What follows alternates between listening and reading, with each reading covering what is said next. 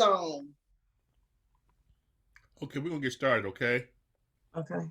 here in a minute. Hopefully this thing goes live because it's saying 3 minutes on my thing. It should go live at 7. Yeah, just click and we be waiting on you.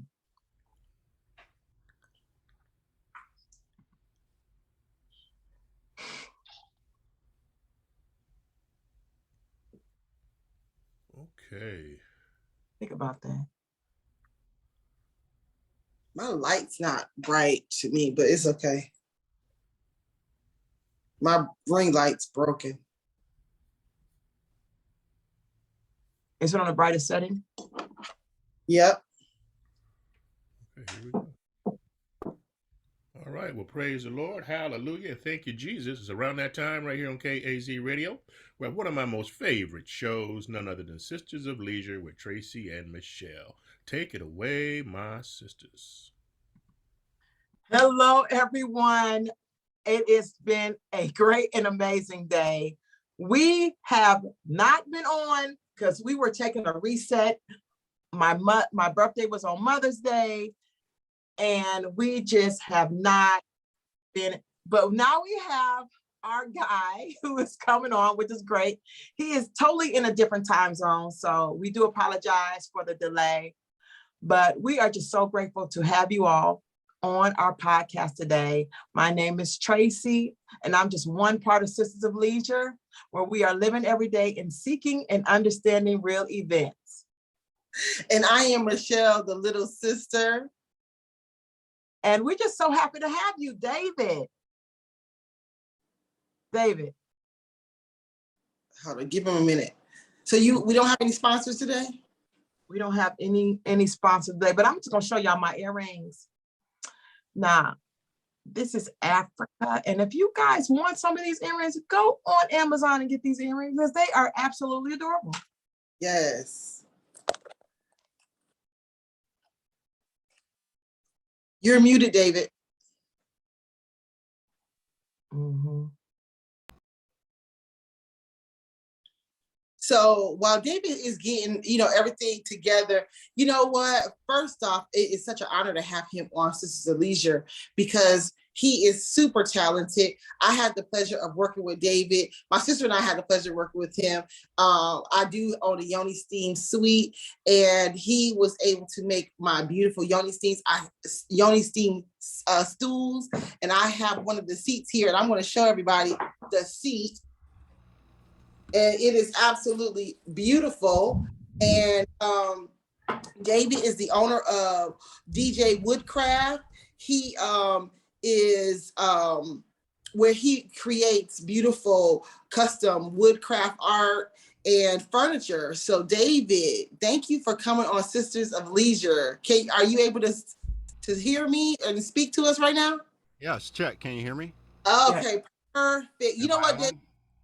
I'm going to say, I'm going to please accept our apology for the horrible mix-ups with us and getting you on the show. But I just want to let you know, it is such an honor to have your, for one, to work with you and to have you on Sisters of Leisure, because when we seen your work and when it finally made it to Atlanta, it was just breathtaking. It was emotional, unwrapping of these Yoni seats. So I just want to just say thank you for allowing us for coming on Sisters of Leisure and making these beautiful seats. Oh, it's a pleasure. Thanks for having me. Absolutely. That was a fun project for me. How did you get involved in wood? What do you like about it? Well, for me, it started when I bought my house and we were furnishing it.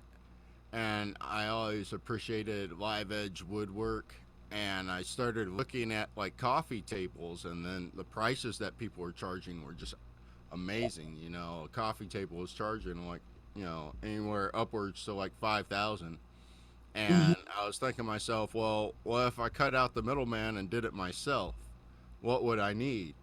So I went on eBay and I bought myself a belt sander, and that was my first tool. And I got this belt sander, and I never used one before, never even seen one before. And I went to this wood shop out in Luling, Texas, and I forgot how I came across it, but once I walked in there, man, in hindsight, if I knew then what I knew now, I bought a 52-inch pecan round for like $150, and I bought this mesquite piece behind me. I turned it into a guitar hanger, and I think I got that for like $40, something like that. So I was like, okay, I already, just cut out everything and went from 5,000 to, $200, and then maybe 300 with the sander. So I got on the thing, I just started sanding, and it took me months. It took me months. I didn't know what I was doing. I just grind it, try and get it flat. You Yeah. know, and I got the thing flat. And as I started the project, I learned about the project, and started researching the project, like what I actually like get myself into, what I really need, and then just started, every paycheck get a tool or two, stay at Home Depot, Harbor Freight, wherever. Um, just buying sanding rounds, just trying to understand the tools, understand how to get the best product. But honestly, I think it was kind of hereditary. My dad sat me down and he said, my grandfather was really into wood, and Mm, I never really got to know my grandfather on that level. I was just a child, yeah. when I was around him, so I never got to know the man that he was. But apparently, he was really into wood. He cut down a lot of trees. He slabbed up a lot of trees, and he was like one of the tree guys Yeah. in town, and he stayed cutting down. And you look at his tools, he had like big tools where he could just ram over small trees, hack down the bigger ones, and apparently it was in my blood. So Yeah. once that project started, and then I saw a result, and the result was so satisfying. It Yeah. was so satisfying to like imagine I took this raw piece of wood, I turned it into a piece of furniture, I put the legs on it and everything, and it's like, okay, well, if I could do that, what else can I do? And And then that's how it grew. so, you made these beautiful yoni seats for me. I want to say it's been a little bit over a year, or just at a year, not quite a year probably.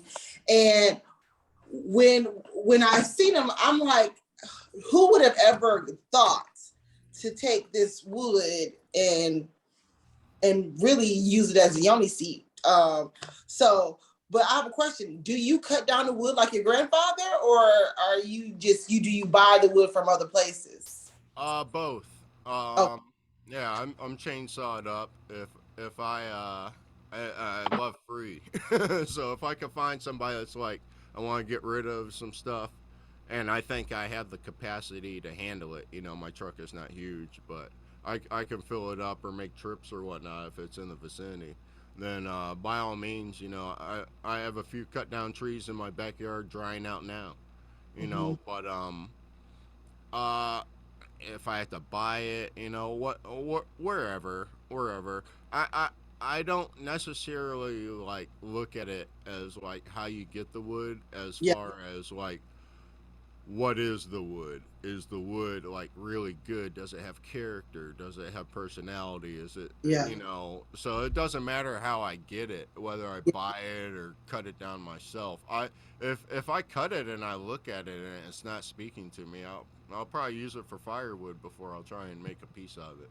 Like okay, each piece I make would be in my own home. yeah. And so you everything is custom made. You everything you make hand customly. And so if anybody was to want to get a piece from you, it's going to be an original, correct? Oh yeah, there's only one of everything in the world. They're all art pieces out of my brain, really, and, Yeah, and functional, functional art, functional wood art, solid. I build things the way I want them. I want everything solid. I want things that last. I want things that are beautiful, that accent the home in different ways. My house looks like one big tree, but the they're all different statements, you know, Yeah. and it doesn't necessarily feel like you're in a log cabin or anything like that. It has a more warming type feel. I was going to ask you that. How do you create these designs? What do you think this piece of wood is going to be when you look at it? Uh, that's funny. I talked to other woodworkers about that. Like, how do you start a project? I'm like, well, first thing I do is like really touch the wood, and when you bring a wood down to a raw sand, and when I say a raw sand, I usually think like a 60 grit sand. That's my shaping, molding, uh, that type of sand. It's rough. But once you start getting into it on the raw sand, it starts to tell you what it is and what it wants. And then you kind of like shift your ideas to the wood. And I don't know, wood's one of the oldest natural resources we have on this planet. So it's wise. You know, all those rings are a statement. And Mm.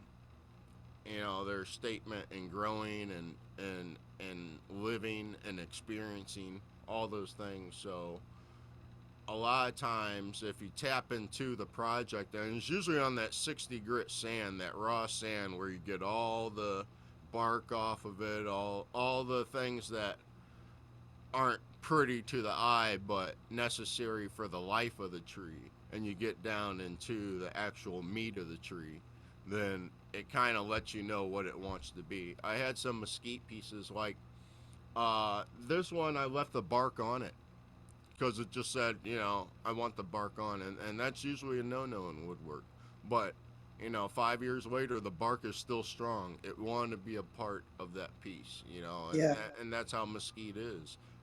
Sometimes that bark clinches onto the meat of that tree so hard, you just can't take it off. You just have to work with it and shape it. But Yeah. that bark is a statement as well, especially if you can make it work in the piece. Like that piece you have there, that's a red oak piece, and Yeah. I left the bark on just because the bark wanted to be a part of that piece. I mean, it surely did. So this right here, like, I mean, and it was emotional. Tracy said, I opened the box and I just immediately got emotional. And I know people were like, well, what is this? It's a yoni seat. It's a seat where you sit on to get to steam your yoni. And David did a wonderful job. It's all natural. And these right here, like you said, they'll last longer than us because it's just like it's in ice. Yeah, Yes. and that was a next level project for me because in my mind, I had ideas of different things, but they were all into the epoxy realm, and that was a big fear of mine, to tap into that realm. So that project for me made me have to like face that demon. Yeah. And I once I faced it, now that's my specialty. That's what I do, epoxy wood craft custom woodwork, and now I'm working on like deep pour tables and things like that. So you know what? So let's talk about that real quick. So you are you're new to at one point you was new to woodwork. You decided to not buy a $5,000 table and make it on your own. And now you are, you have customers, you have clients, you are able to within yourself like go to the next level of your crafts because you're taking on the challenge of what it was, or like epoxy. You didn't want to even mess with it, but that's what you have to do to make this. And now it's your thing, right? Yeah, yeah. So, so what would you tell someone about, getting over their fear or getting over a challenge and just anything? I think you have to one, you need to be researched. I think a true confidence builder is always going to be knowledge. Knowledge is always going to be power. So I think what I did on that project to overcome that obstacle was I took some steps backwards. Remember when I text you, I'm like, hey, it's going to be a little bit longer. Give me some time. Yeah. Well, what I was doing was I went to school. I went to epoxy school, and I didn't go to a physical place. I went to, my garage and my TV that I could direct into YouTube and just start blasting videos. And I just went through each and every single video, taking notes, screenshots, uh, Amazon list, amazing, and just learning. So by the time I actually touched the material, then it was a matter of, okay, I'm confident to understand the scientific elements behind it. I'm confident to understand the process that goes behind it. But now I just have to touch the material. Now I have to get an understanding of the different brands of the material and how they react to the different elements. Now it's what the fear was going to that level, but once you realize that your brain can handle it, as long as your heart can handle it, your brain can. Just jump in it. There's a poem.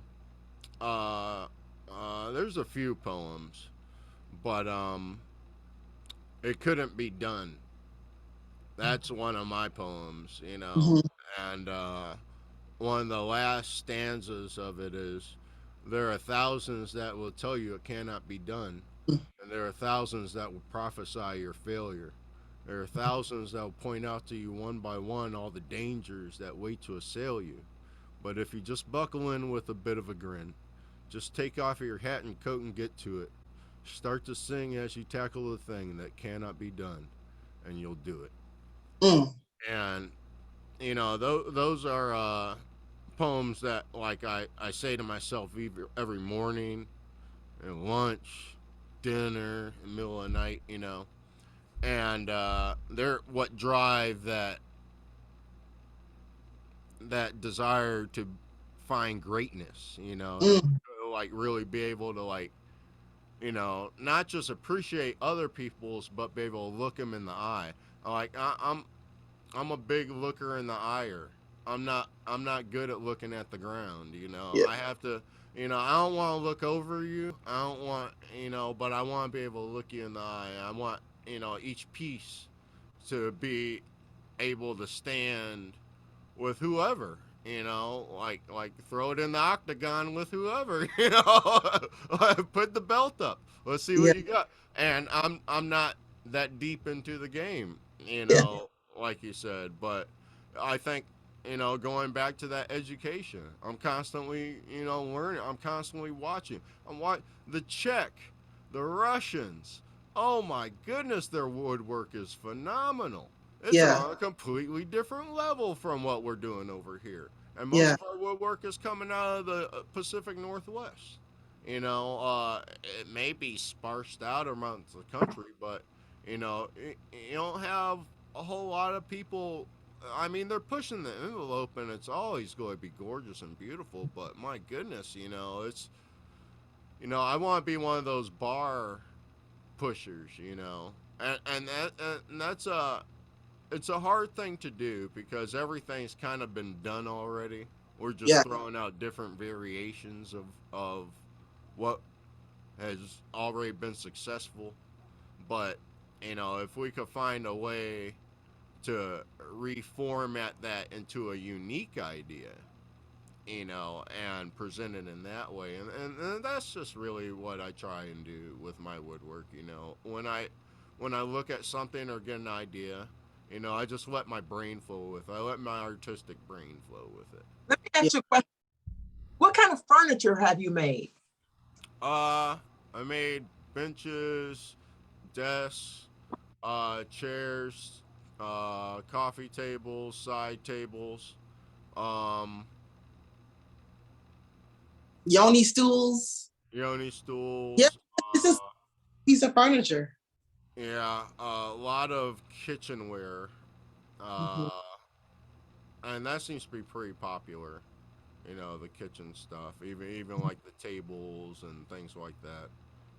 So as far as furniture, like the big items, you know, I'm working my way now to the dining room table and like the corporate table. My next project I have a couple slabs of black walnut, and I'm going to do a black charcoal epoxy black walnut with hopefully a little island slab I have. How much time do we have? I'll walk you into my woodwork. Well, we don't have that much time. We got a little bit of time, but that's fine. Just stay right there, because we don't want to get too gone with it. Because David, I was looking. I know this is like a cutting board, right? Yeah. I cannot use this as a cutting board. Well, It's so beautiful. I made this one here. Oh, And this is a epoxy version of that one. yeah. Like Omega with it has purple epoxy with gold flakes and the pearls around it. And I made it as a mouse pad, but Oh, it's not a good mouse pad. it's a better piece showpiece for something. So I hear you. yeah. Like I use this. I put it as I prop it up on my kitchen bookshelf in my kitchen, and it's just a beautiful piece of art to me. Yeah. And I know it should be used for something than just a piece of art, but it just looks so beautiful, and it's so smooth, and it's art. Yeah. Yeah. Art. Yeah, it looks like a deformed hand. Yeah. Cedar's phenomenal.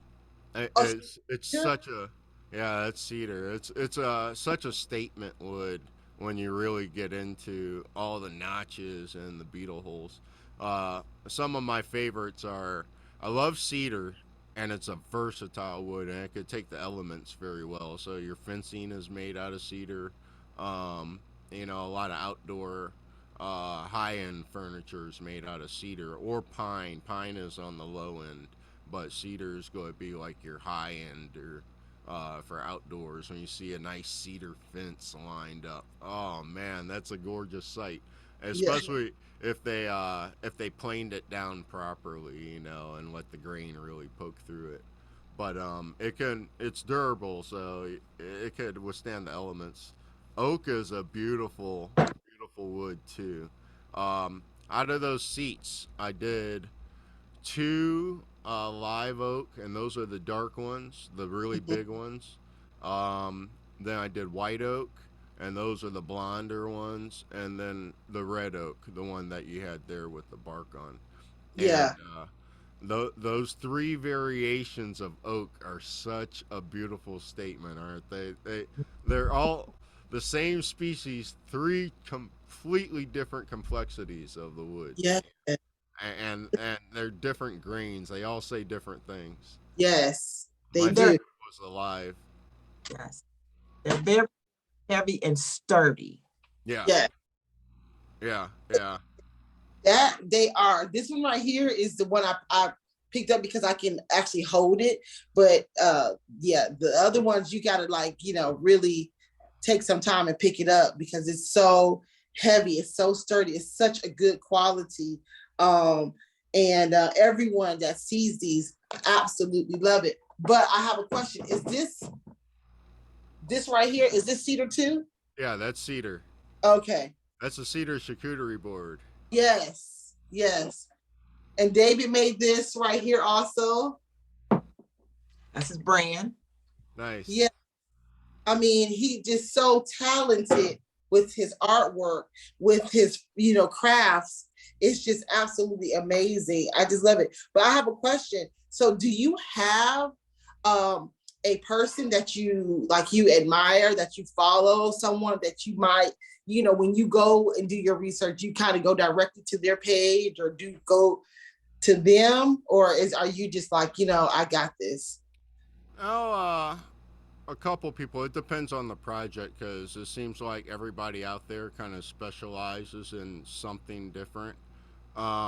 There's a guy by the name of Blacktail Studios up in, I think he's in Portland, and he's really good. He does a lot of really expensive river tables.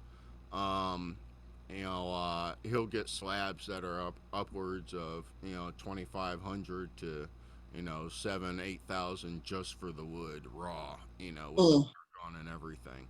And those will be like the big black walnut. Humongous slabs. They're rare. They're hard to find. They're very, very expensive. And he does a lot of those jobs, and he puts them step by step out there, so you can follow along and really kind of learn the craft, especially if you can't go to his classes. I know he has classes that are up there. Another one, stone coat countertops. They're really, really good. They have a lot of ideas on how to take your current kitchenware and completely flip it into something gorgeous. And how to do epoxy drips, and how to like do art and things like that, and create a palette out of it. And I go down rabbit holes, you Yeah. know. So if I'm studying something, I found in life, I'm a visual learner. I have to see it, and then once I see it, then my brain can like truly understand the process. It's hard for me to just read it and get the whole process out of it. But if I can see it, I'm dangerous. Yeah. So that's why it means a lot to me. Uh, but when I do research it, it's more of like, okay, what do I want to get into, and then I'll have my feed that'll like pop up some the people I do like and follow their recent works. Depending on what it is, I definitely gotta give that a watch. But in the end of the day, it's more of like, your project wasn't one that was on YouTube. I had to Yeah. make that one up. So that's where the research came in with the artistry, Yeah. if you will. Like Yeah. understanding the concepts, understanding the basics behind it. Now, how do I evolve that into what I want to do, and how do I make that? And my goal in the end of the day was to make that wood look like it was in a piece of ice, and It make it is. look like it was cold to sit on it or something. Yeah. So it was like mission accomplished. I Yeah. wouldn't mind another stab at it now, because mind you, that was my first piece, Yeah. so I thought that was a pretty good starting point. That was, and maybe we need to go ahead and discuss, further Yoni seats, because I definitely uh love the work, and I love how the look, and it brings an earthy, warm feeling, even though it looks like this is sitting in ice, Yeah. but it definitely brings a warm, natural, folly, look to the suite, because it's just so beautiful, so natural. The natural look is definitely a look. It's a look, David. It's definitely a look. How can we get in touch with you? How can anyone get in touch with you, David? You can email me at dbj6@hotmail.com. That's probably going to be your best bet of like being able to get in touch with me. Drop me something in the subject matter that mentions DJ.Woodscraft's request, and then we can start a dialogue that way. And if you could leave your number, I'll give you a call. And I like to talk through all my pieces. I'm a custom woodworker, so we need to have a conversation, and I need to like understand your goals, so I can meet your goals, because I found you guys gave me a lot of room to create, which is awesome, and a lot of people don't. Yeah. So, and if I come a little bit too creative, it's not a good thing. So it's definitely something in the conversation, the initial conversation of what direction you want to go with your request. But in the end of the day, I really, really enjoy projects like yours, where it's like, okay, here's what we got, or here's an idea. Now go. Yeah. How can you enhance that? Well, we appreciate you coming on our podcast. I wish we had more time, but we are so grateful to have you. And we want to apologize for the lack of communication thereof or whatever.